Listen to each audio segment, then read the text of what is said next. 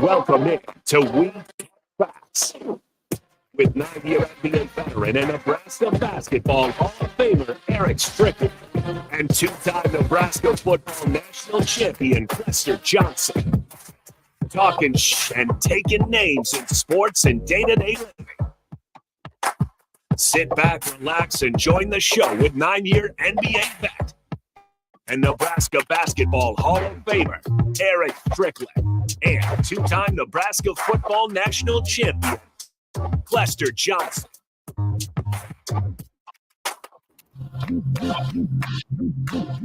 Yes, sir. Yes, sir. Yes, sir. Once again, it's on. WTF, we talk facts. E. Strickland Clester Johnson, a.k.a. SIBO, in the building. But he's not in the building. He is on stream, on business, handling things on the road, but yet he has still showed up. SIBO, what's going on, my boy? It's another Tuesday, episode 6, and we on and popping. What's happening? Listen, just happy to be here. Like you said, handling business, that comes first. But like I always say, I want to thank everybody for coming in, listening to us week to week. We're growing, E. We're growing. I'm hearing the demand. I'm hearing that people like what we're talking about. So we just going to give it to them raw and uncut. We're going to give them more. That part.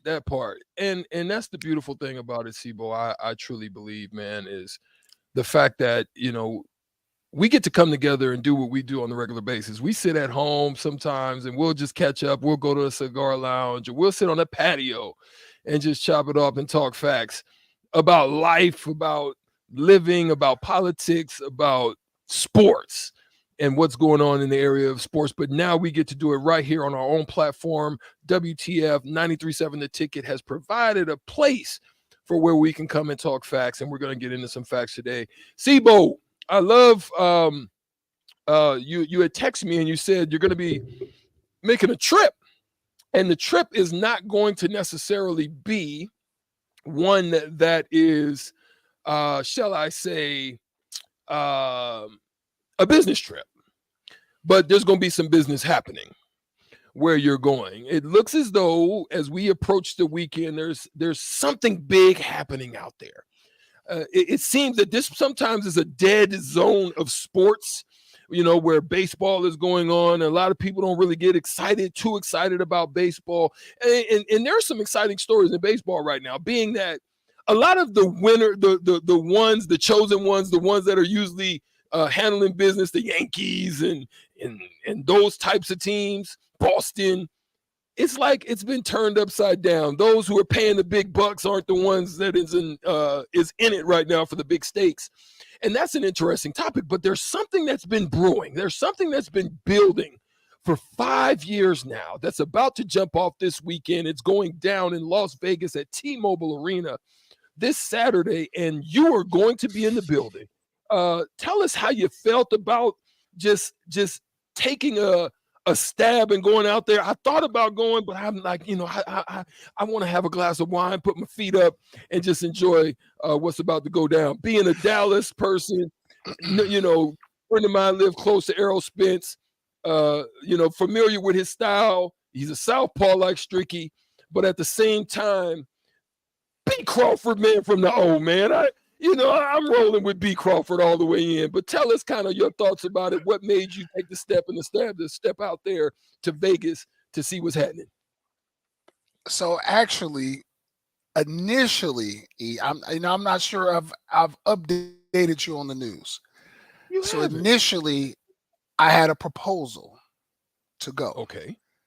But I decided I wanted to watch it in the comfortable confines of Casa de Johnson. Okay. Oh. And okay. I want to formally invite you to come on to Casa de Johnson, where mi casa su casa, for all you people out there who can speak Espanol.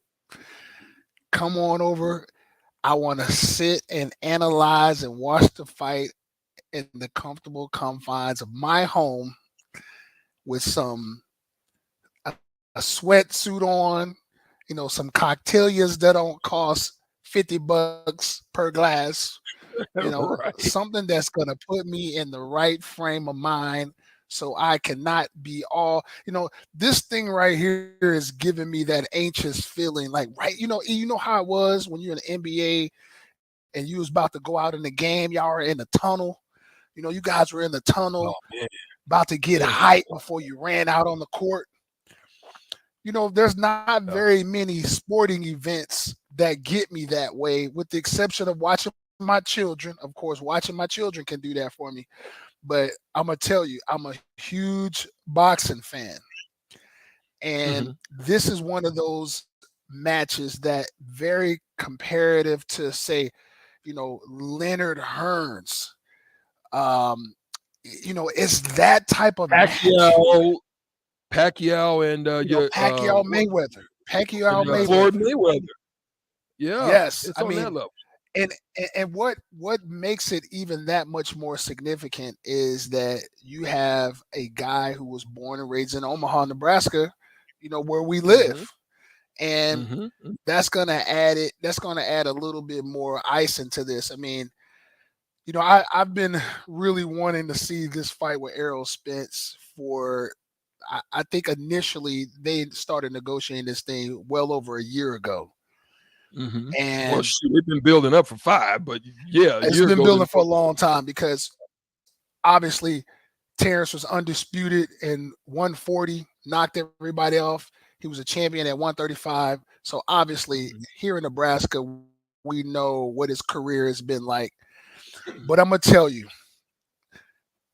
I am going for Terrence. Don't get me wrong. Listen, I want Terrence to win. Let me make this very clear to all the Husker fans and the Omaha lovers out there. I want Terrence to win.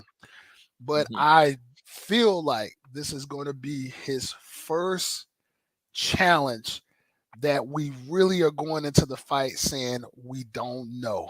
Like, you have a real opportunity to lose this fight because this is a 147-pounder who's really like walking around at 165, 170.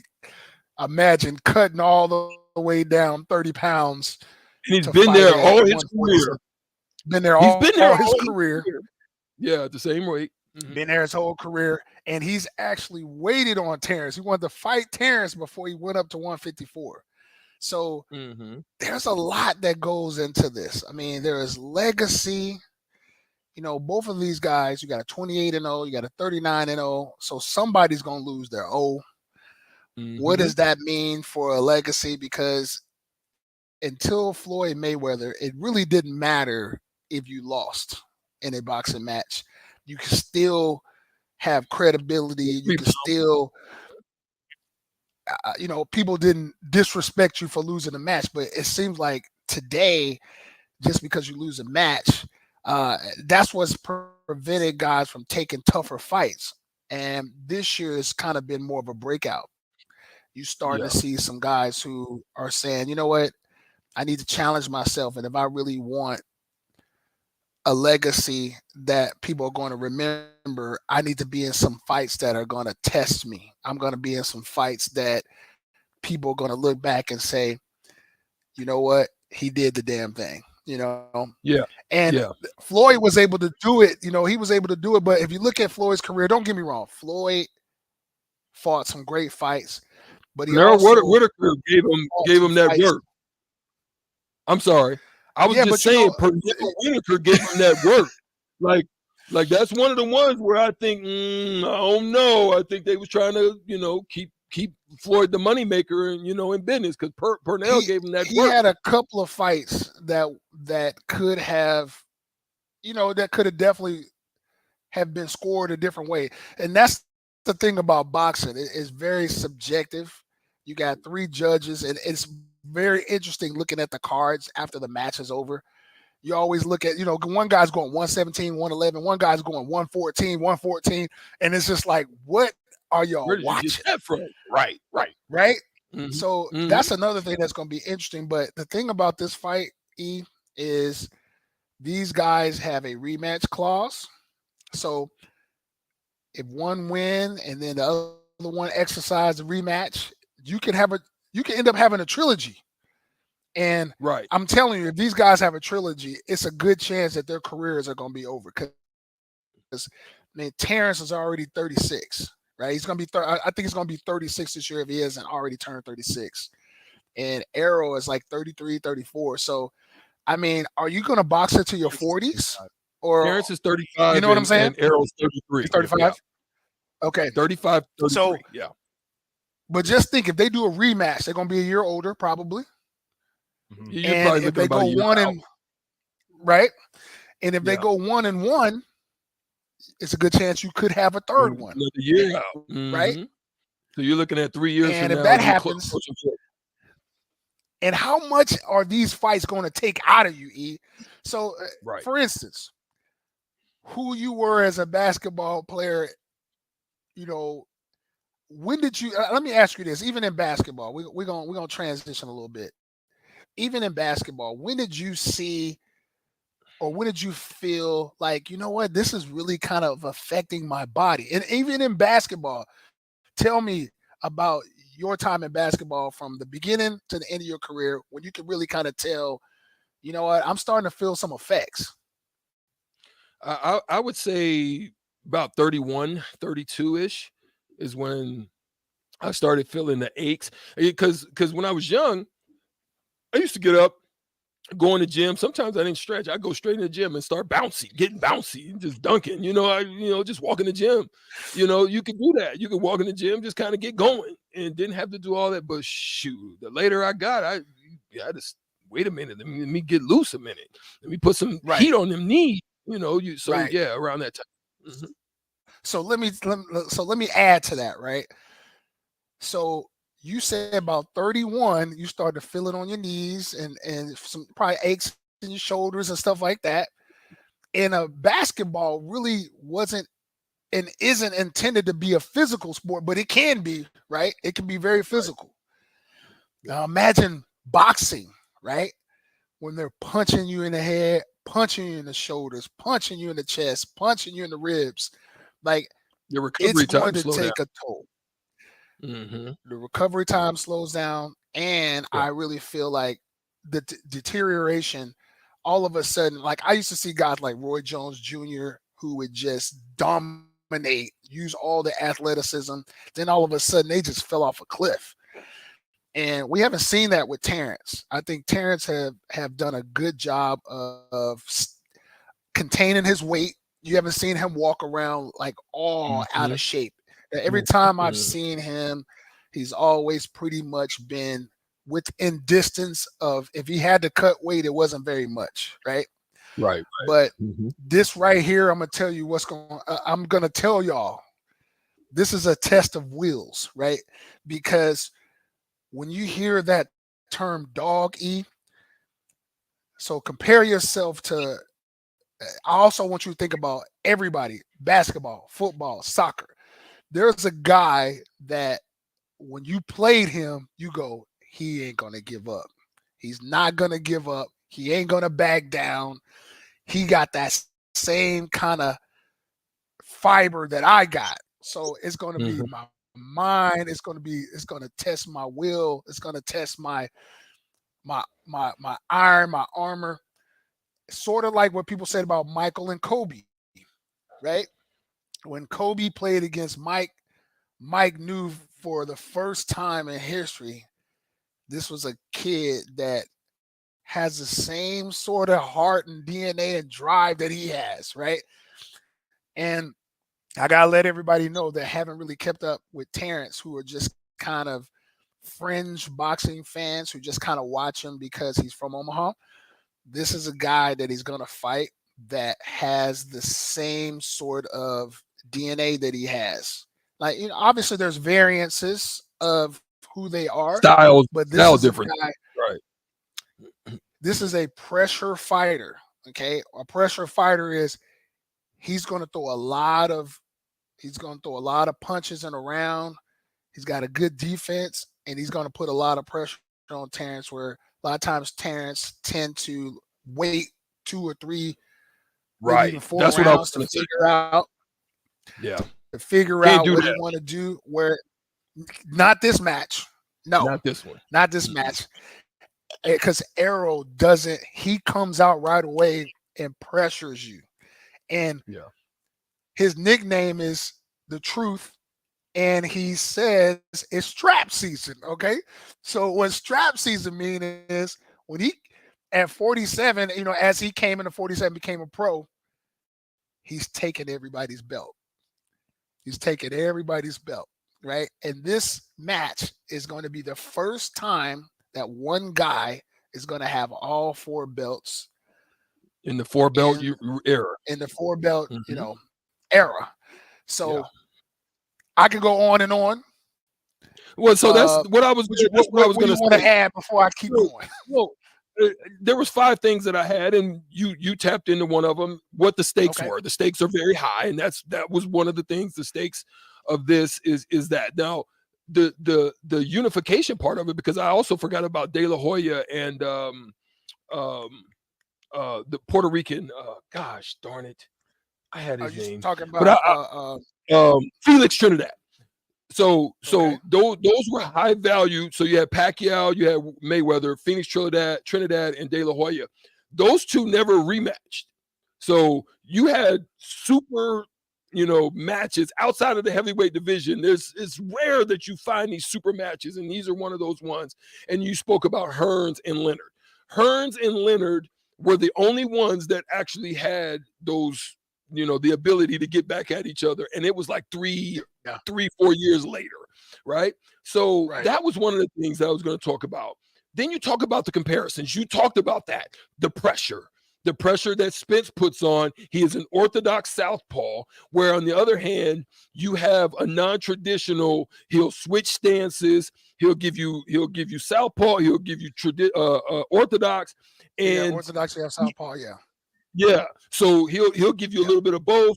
And Spence has power. He likes to break you down, go into the body. So this is the comparisons that you have about these 2. And then you talked about the fact that Bud likes to kind of, measure you out, test your wheels. They both seem to And I have want to great add to chance. Bud. I do want to add to Bud. Yeah. But keep going. You got anything else? I want to add to Bud. So that part they've been tested. And then so that talks about their contrasts of styles. Those were areas I was going to tap in.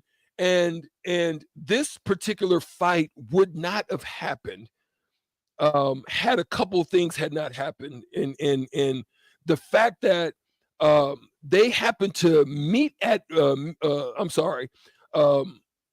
the fight wouldn't have happened. I think they ended up seeing each other at an NBA game, and there was a Los Angeles waiter that convinced the CBS court, because Bud didn't want to fight with PBA. He was a top-ranked guy, and so he ended up taking a one-off with BLK Prime. And this is kind of how it culminated. The fact that he did sign with PBC. He did sign with PBC, which enabled this to kind of come together the way that it did. So it's so many dynamics in it that built this thing up to become what it is. And I think that it's not one of those situations where they had to go out and kind of bash each other, talk bad about each other. They have extreme respect for each other. And I don't think that that's going to kill the vibe when they step in the ring against each other. They have great respect, because sometimes when you have respect, like with Mayweather and Pacquiao, they didn't want to take a chance in that fight. I don't think we're going to see that in this fight. I think they're gonna go out after each other. A lot of good points. So I would say I don't think Bud technically signed to the PBC, but obviously he isn't under Top Rank anymore, which allows him to be a little bit more, actually a lot more flexible. Like he says, he's his own boss, so he can sign a contract as an individual saying, listen, I can cross the street now. I can sign the Showtime. But I think what really kind of held this fight up, let me tell you what held this fight up. Yeah. Spence says, I'm the A side, right? I'm the A side. So what the A side means is, listen, I want 70% of all proceeds, right? The gate, pay-per-view, popcorn, drinks, whatever. Whole shebang. I want parking lot, I want all the money. And I think Bud said, you know what, listen, you need me as a dance partner. So he really exercised his leverage, which was a smart move. I'm telling you, it's a smart move by Bud. He goes, you know what? I know you want this fight. I want this fight also, but I'm not going to allow you to take all the money. I'm not going to let you take 70% of potentially a $100 million fight, right? Right. You're not going to walk away with 70 million, you know? Right. So what Bud did is he said, listen, I don't need you. My legacy is solidified. I've already been, I'm already listed pound for pound. Three-time champion. Yeah, three-time champion. I'm already a champion at other divisions. Unified. Listen, you need to come up off of, this whole. And don't get me wrong, I don't know what the exact split is, but I guarantee you it was somewhere in the area of the initial offer was probably 70-30 or 60-40 or somewhere in that area. And Bud was like, listen, no, this is about to be 50-50. If this is not 50-50, I'm not taking this fight. I don't need you. Right? I'll just go to 154 and fight Charlo, your stablemate. Right? So that's what the threat was. The threat was that. So Arrow really had to come up. Arrow had to humble himself and be like, you know what? All right, you know what? I want that belt. I want to be the unified champion. So I'm going to give up. So Arrow said I had to give up money because typically, when you look at Errol Spence fights, he's been able to bring in more people pay-per-view and his gates have been bigger. So therefore, his pay-per-views have averaged over 300 million or so, which is a lot. That's a lot of money at, $80 a pay-per-view. That's a lot. I think Bud's highest pay-per-view has been maybe like 150, 125. And so, Arrow had an argument there. He had an argument there, but Bud knew in order for you to get this fight, you're going to have to come up off the money. And then it's a legacy fight. So let me add to Bud. Another thing about Bud. We got a couple more minutes, or we have to do it when we come back from a break. Is it going to be is it one? No, this is going to be quick. It's going to be quick. Okay. So I talked about Arrow as a pressure fighter. Bud is the type of fighter who is very cerebral. He has a lot of natural instincts. I really feel like he can figure you out. One false move, he can give you one of those. Yeah, that can put you on the canvas. So that's what makes this fight so intriguing. You got a pressure fighter who's coming to you with a guy who can give you a clock and just put you out. So a lot of people want to see what's going to happen. That's it. Great breakdown on the Errol Spence and Bud Crawford fight. Dang, I thought you was going to be in the building, but that's all good. You're going to be somewhere watching this fight go down, and it's going to be at Casa de Cebo. We'll be right back for another segment in We Talk Facts. We're going to talk a little bit about the Mbappe that he just hit. We'll be right back on We Talk Facts right after this.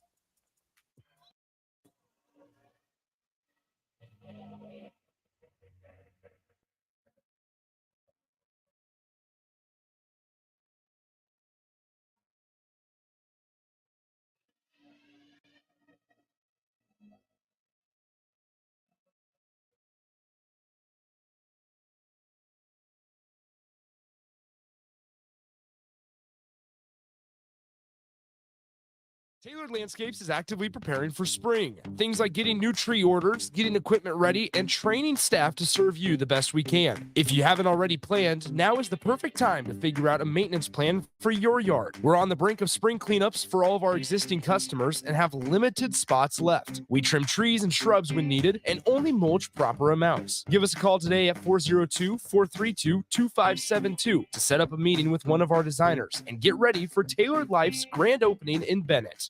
You know that feeling after a good, hearty meal? Worries of the world just slip away. Time slows down. Nothing but good times and good company. That's what you get with Mary Ellen's Food for the Soul. Mary Ellen's does food right, with a menu that includes smoked wings, pulled pork, brisket, catfish, and don't sleep on their sides, shrimp and grits, collard greens, baked beans. It's food that makes your heart happy. Mary Ellen's Food for the Soul. just east of 27th and Pineland. Let them fix you a plate. Hey there. Hi, honey. Uh-oh. Remember we told Jamie and Mike about Liberty First Credit Union, how great their checking account and car loans are, the amazing service we get, and how we love being members? Yeah. Well, they took our advice. Jamie said how easy it was to move all their accounts and become members. Now they say they're banking with purpose at Liberty First Credit Union. Learn more about being a member at libertyfirstcu.com. Liberty First Credit Union. Banking with purpose. Member NCUA. There's a lot of realtors in Lincoln, but don't get overwhelmed by all the names. Ben Bleicher with Professional Realtor Group at Berkshire Hathaway Ambassador Real Estate is your go-to option when buying or selling residential and commercial property. Ben's team offers unbeatable customer service and promises to make the buying and selling process as stress-free as possible. Call Ben today at 402-419-6309 for all your real estate needs. Ben Bleicher with Professional Realty Group at Berkshire Hathaway Ambassador Real Estate. No pressure, just professionalism. Problem gambling affects more than the gambler. It affects spouses, children, extended family members, and friends. If you are a loved one who's struggling with addiction, contact Choices Treatment Center's helpline at 402-476-2300. That's 476-2300. At first, I was really nervous and intimidated to buy a ring. I wasn't sure what I was getting into. My experience at Starter Heyman was very easy. I felt like I walked out of Starter Heyman with the ring that was going to make her go wow and say yes. I love my ring. It is so beautiful. I absolutely love my ring. I get compliments on it all the time. I always tell them Starter Heyman. Yeah, we would definitely recommend Dr. Heyman. Yeah, it was great. We're definitely coming back. Sure. Sutter Heyman Jewelers, Lincoln and Grand Island. SutterHeyman.com. Hi, it's Charlie Stone again, and with me on the line, Andy Goodyear, General Manager of Honda of Lincoln. Andy, I know how proud you and everyone at the dealership are to earn the prestigious Honda President's Award year after year, 17 times. Tell our listeners what it means to you and your customers. Thanks, Charlie. Yeah, all of us are extremely proud to have earned this award, and I want all of our customers to know it's not just earned by one person's effort. It's the entire dealership. Sales, parts, and our amazing service department. 17 times. Wow. How does that compare to other Honda dealers? This award is only given to the most elite dealerships that demonstrate excellence. We really do strive to go above and beyond for the ultimate customer experience before and after the sale, Charlie. That's why for 2022, Honda of Lincoln is once again Nebraska's #1 volume Honda dealer. Come experience the Honda of Lincoln way of doing business, 27th and Yankee Hill Road, or online at hondaoflincoln.com. Experience the Landmark difference with the next level of dealer support. Landmark, your local John Deere dealer, continually works to have parts on hand the first time you walk in the door. Our internal route system means we can get the parts to you typically same or next day to keep you up and running. At Landmark, we understand time is money. Get more uptime with our after-hours parts and service support on the phone or in the field. Our sales, precision ag, parts, and service teams are ready to serve you this planning season. Stop by your local Landmark today to experience the Landmark difference. Gaina Trucking is hiring CDL Class A and B drivers. Gaina Trucking guarantees a 40-hour work week year-round, and their strong team culture makes it not a job, but a career. Gaina Trucking offers health, vision, and dental insurance, 401k with company match, an employee assistance program, and other bonus programs. Build a better career today with great team culture at Gaina Trucking. Learn more and apply today at GainaTrucking.com.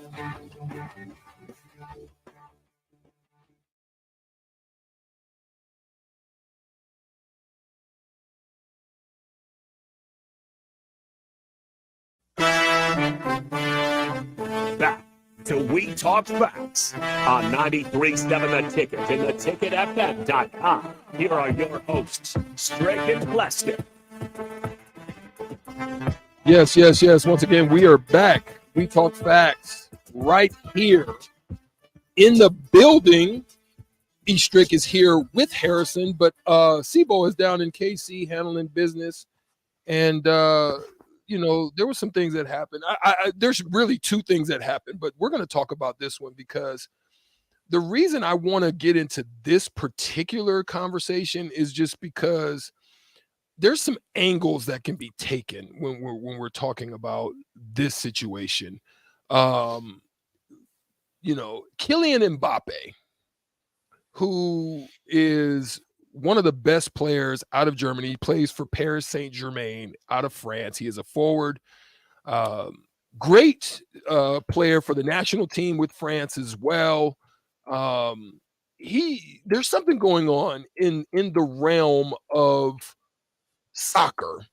And let me just say it like this. There is a lot of interest that has happened by way of the Arabic countries. The Arabic countries have been spending a lot of dough. And I've got a couple of takes on what I think about it and how we got to this point, where it's going. But then we also see in the NBA a large bag. The largest contract ever was also had by a man by the name of Jaylen Brown for the Boston Celtics. And there's something about that as well. If we have enough time, I'll dig into it. But I want to get into this Kylian Mbappe situation and the Saudis and the Arabic countries, the UAE, Abu Dhabi, their large investments into sports. And I've got a little take on why that's the case. But Cless, at this point, man, what's your thoughts first on Kylian Mbappe, the contract, 300 and some odd million going to the club, and his ultimate goal was to play with Real Madrid. Didn't happen. Has a buyout like 380 million or something like that. But then there's $770 million that the Saudi club wants to pay for him for 1 year. That's some odd like $60 million a month that he would be making on this contract deal. I don't care if you playing. If I had to play in Timbuktu, if I had to play on top of Mount Everest, where the wind is not very favorable to me, where I might not make it up and down the court a couple times, but if there was a court up on top of Mount Everest, I would go up there for 777. But Sibo, tell me what your thoughts are on Kylian Mbappe, this deal, and your take, and then I'll follow up and give you my thoughts.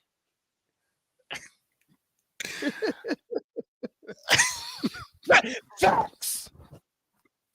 That's facts. You know what? Bernie Mac and my Bernie Mac really is Mount Everest. It's really hard to follow up what you just said there. I mean, on the top of Mount Kilimanjaro. I mean that part. Okay, that part. Here we go. Let me gather myself. I'd go out there and play in Hawaii on top of a volcano for 777. You put your life at risk for the money, huh? 777 for 1 year. Yeah. Mm-hmm. So I'm just gonna say it like this here. Not only do we see it in soccer, we're gonna come back to soccer. We've seen what happened in golf with the whole live. I really think we're going to start seeing it in some of the other sports, like maybe basketball and football, because soccer is a whole different animal. Soccer, to me, in other nations, is like football is to here in America, right? American football, when you go to Alabama, you go to Nebraska, you go to LA where USC is, I mean, Michigan, Ohio State, like that is the pride of where you come from, right? Mm-hmm. It means so much. I mean, it is the epitome of the core of who they are. It's the recognition, and they are willing to go to the depths of whatever, the bottom of the ocean, to get the best. And I was just reading up on Qatar and the United Arab Emirates. I mean, they are printing money. They literally have so much money that it makes it hard for you to say no. I mean, even in golf with the whole live deal, right? Mm-hmm. You heard the PGA going, we want nothing to do with this organization. Any golfer going over there, you could never come back.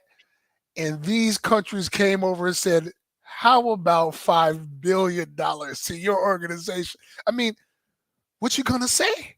What you gonna say? I mean, Mhm. what you gonna Drop, say? drop the cap. All the hard stances you doing, drop that immediately. Immediately you drop think that. that's You the won't touch first. that. I think that's the first stop the cap I've heard on this show. But anyway,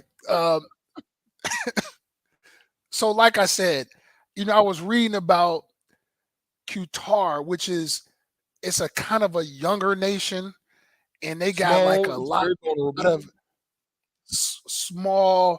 They got over the last 50 years, they've just really exploded with their natural gas and resources.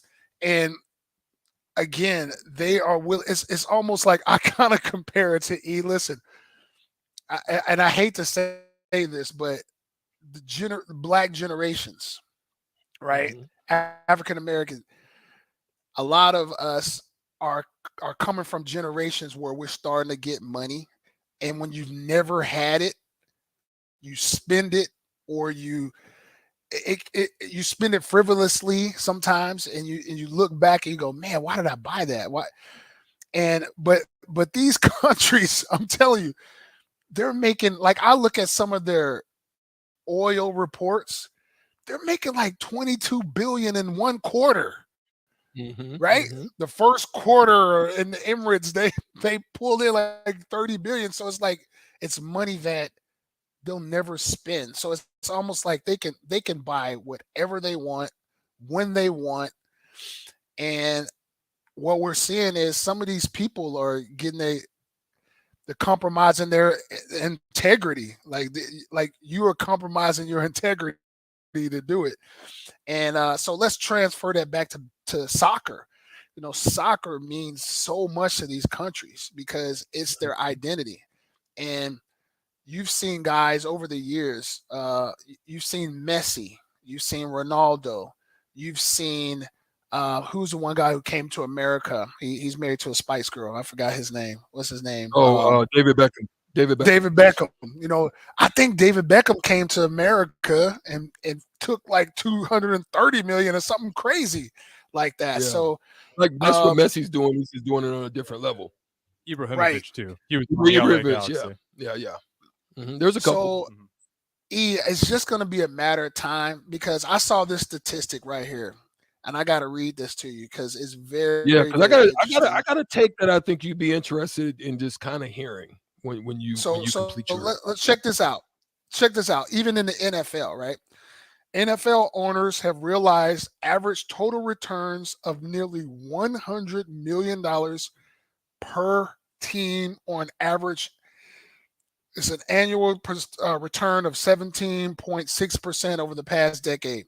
The financial returns to NFL owners have been substantially greater than the returns to investments in the overall U.S. economy, as reflected in broad-based stock market indices. So I think these oil countries see these sports teams as great investments. That's another thing, because they know if they put this money in this player, it's only going to enhance their bottom line. Okay, so you got that going on, and like I said, it's just going to be a matter of time before you get a few guys getting into the NFL offering an ungodly amount of money. Can you imagine if somebody goes to Jerry Jones right now? I think the Cowboys is worth $5 billion. Those guys can easily say, Jerry, we'll give you $15 billion for your team. You don't think he's going to take that? He's absolutely going to take that. His life. Yeah, he's absolutely going to take that. Let me throw a different take at you and get your response before we have to take another break. Listen, my take is to elaborate and to go a little bit deeper on the point that you just made, right? And Qatar, that's what it's pronounced Qatar, but Qatar is one of these places outside of the UAE as well as Saudi Arabia that are making these investments. So the take is this money that they have, there's a realization, one, that oil prices are moderated. They're at some instances lower than probably what they've been in the past. Yes, it's still enough, but oil resources, there's some of them that are not at the top anymore as far as their leftover oil resources, right? In actuality, you would be surprised that America's in the top 3 as far as oil resources we just haven't tapped. But the crazy thing about it is there's other factors that are going into this, Sibo, and that's there's human rights issues and situations that they're dealing with.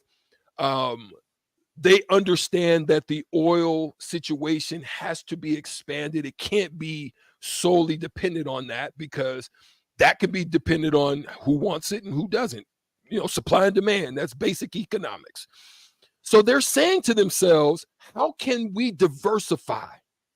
And I think that's what ends up happening in this. Some people would call it like money laundering, or, there was a name in an article that they put out that it was kind of like that they're kind of finding a way to wash some of the oil money, right?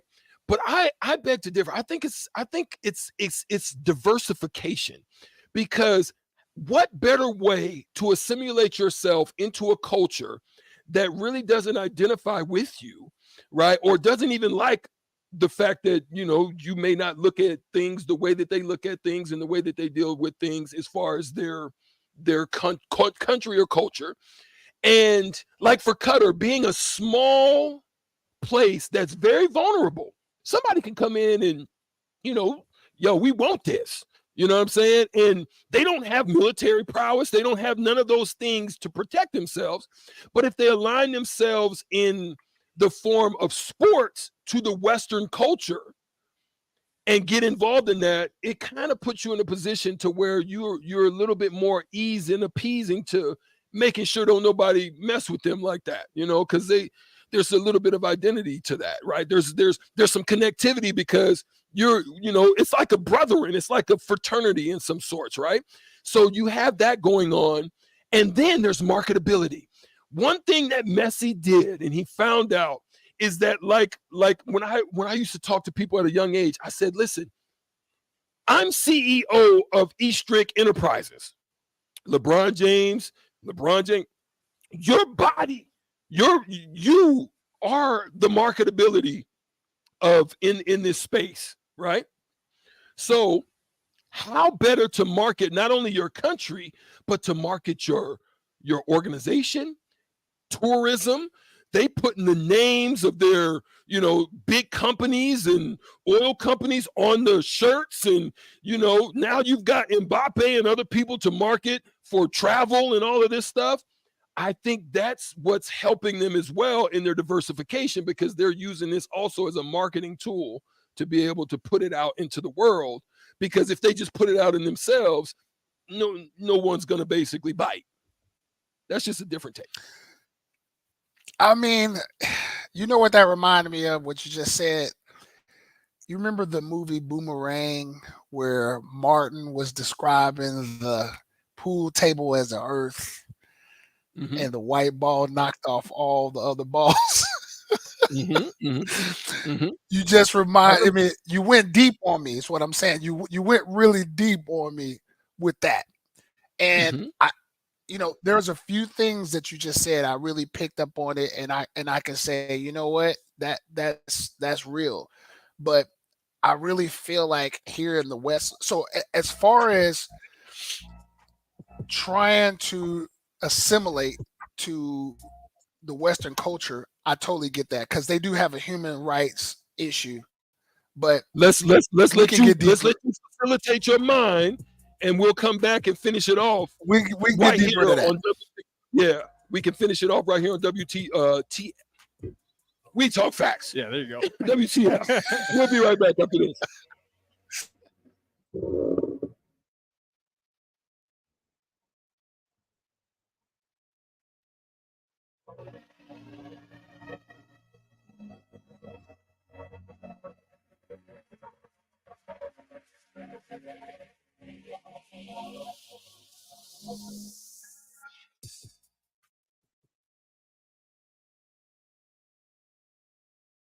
Repeat after me. I will not touch the fuse box. I will probably not touch the fuse box. Sip, do you remember what happened last time? Yeah, I remember. What happened? Half of the city block lost power.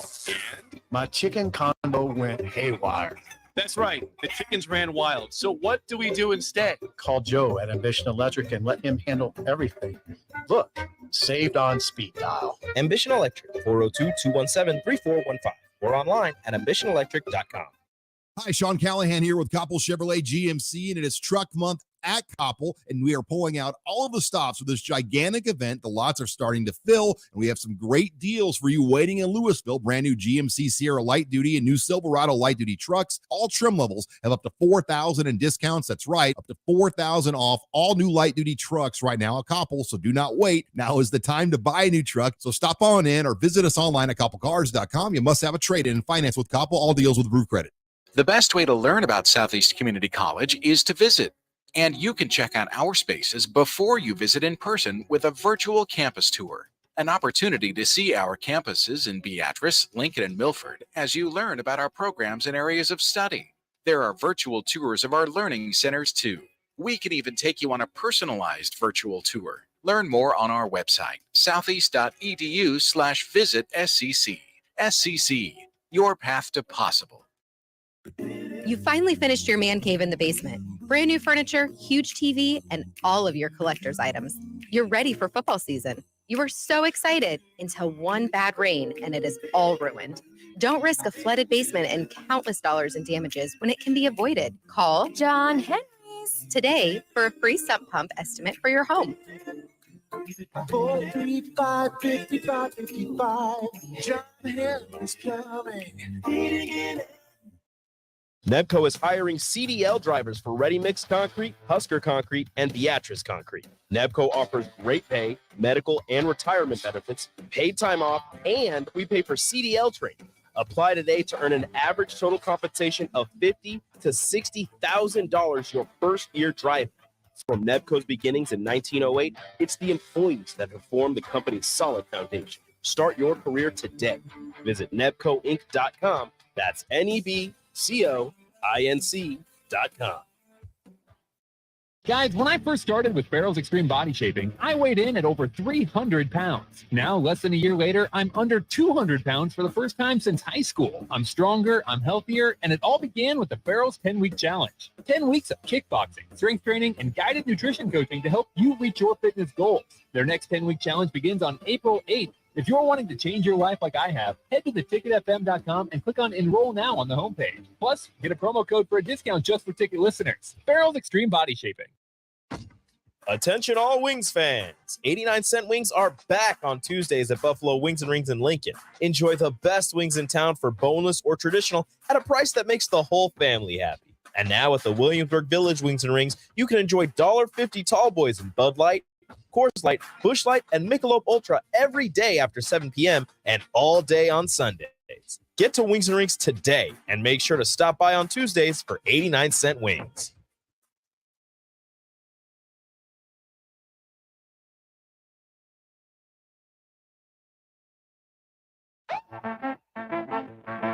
Back to We Talk Facts on 93.7 The Ticket and theticketfm.com. Here are your hosts, Strickland Clester. We're back, yes, on the final segment here. And I want to allow Clester to complete his thought because I kind of went from, the down under. I went down to Australia on that topic just a second ago, I think, with SIBO in his mind frame. But it was just something I just kind of, as I looked at it, I was kind of just pondering that. But go ahead and finish your thought. And then I want to transition over to the Jaylen Brown situation. All I'm going to say is this. It's going to be very interesting to see how these oil-rich companies integrate themselves into our lives, our sporting lives, because here in America, we take sports very seriously. It's like a religion. And you do have these human rights activists who play a they can play a significant part in endorsement deals. Just imagine if Jerry Jones sold his deal to Cutter, and now they own the Cowboys. I mean, I could just see human rights organizations outside. How is that going to affect business in the NFL? It's just going to be interesting. And how is it going to affect golf?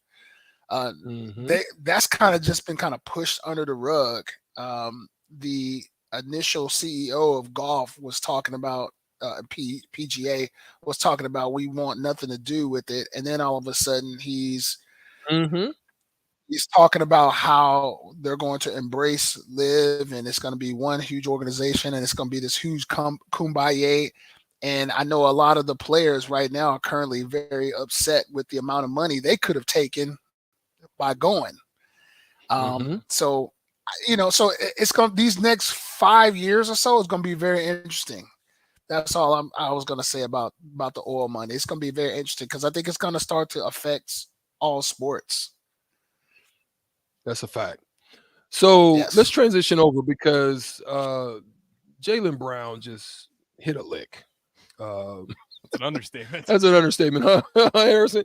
He just hit a lick for $304 million. It was a supermax extension deal by the Boston Celtics. But the crazy thing, and I'm gonna get on the pool table again and knock a few things out and dig some trenches and head down to Australia and go deep down under.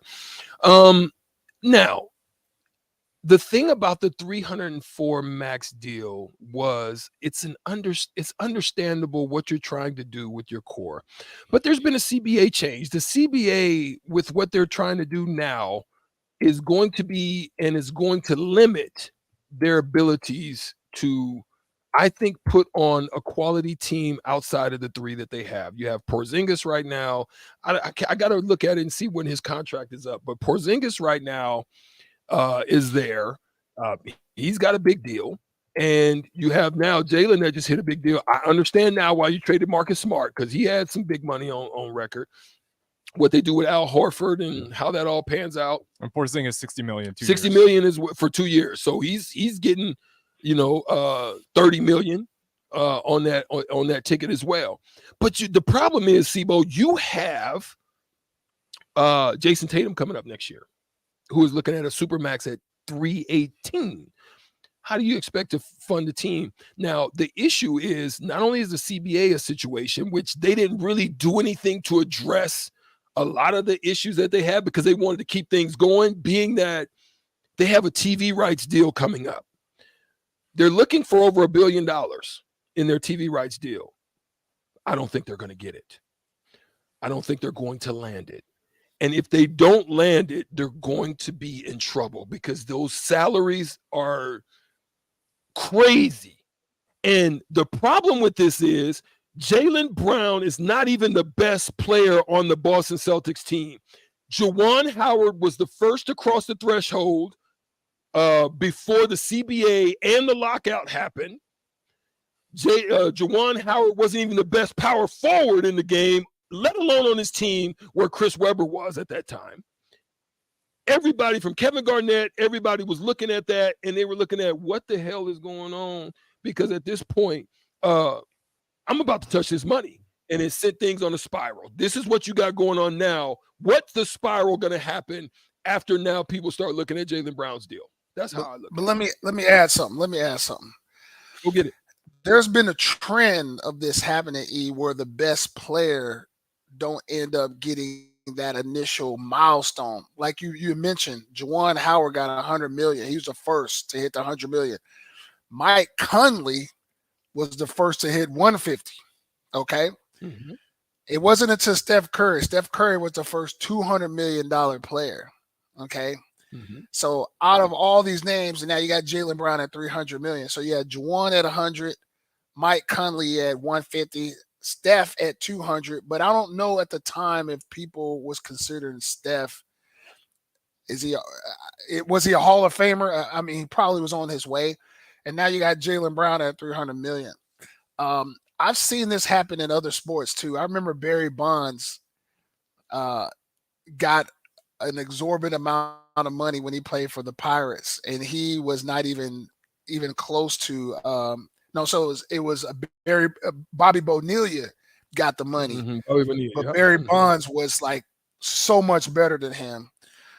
So it seems like that's kind of the trend. What happens in sports is that you'll see this player that is good, but not anybody that you consider.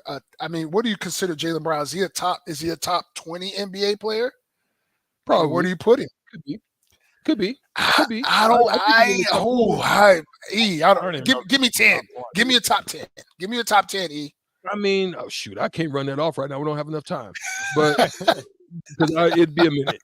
But yeah, I don't know. I don't think so personally. I think he's the modern day Clyde Drexler to me. He can't go left. Yeah, he can't go left. I would him top every time I guarded him. He would. What do they do, man? You see those playoffs? Yeah. How many turnovers did he cough up? That's a serious Yeah. problem in the playoffs. Like, he has not been great for them over and over again. That's why I was worried about this deal. Go ahead. But he's the president of the players union.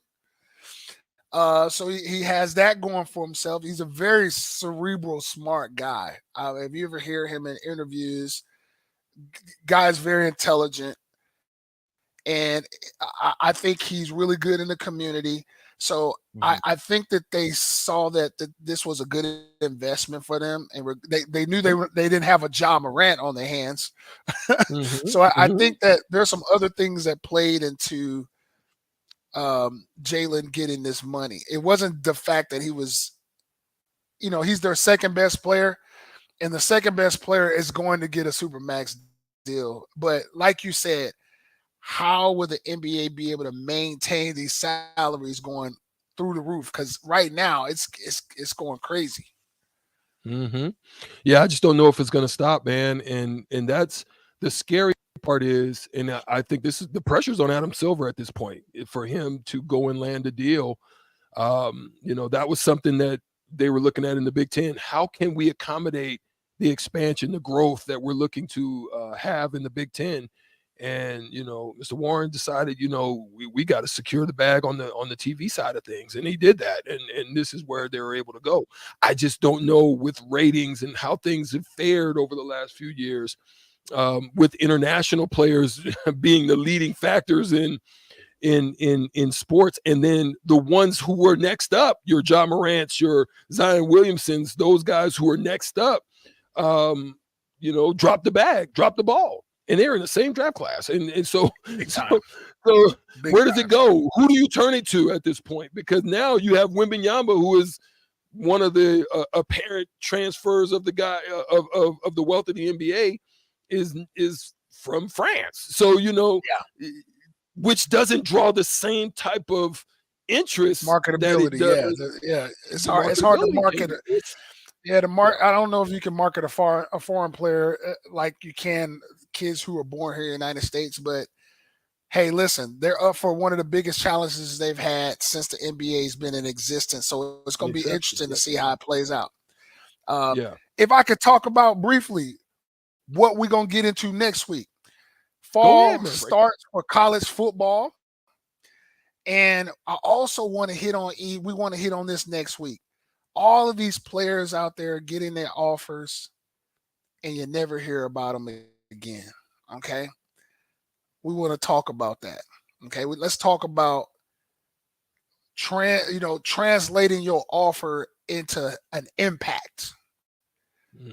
How and why? How can players out there do that? What should their mind frame be like? What kind of support system should they have around them? What kind of goals should they set? I want to talk about that kind of stuff next week. There it is. That's how we're going to get into it next week. We're going to dig into the college football space and not necessarily teams or players individually, but we'll talk about just the scope of where things are when you're labeled a 4 or 5 star and you kind of drop off the map and disappear. And how can you translate that into impact? We'll get into that on next week. Clester Johnson out in KC. Safe travels home, my friend. I'm E. Strick. He's Harrison. We are here on WTF, and we'll see you next week on Tuesday. Peace. We're out.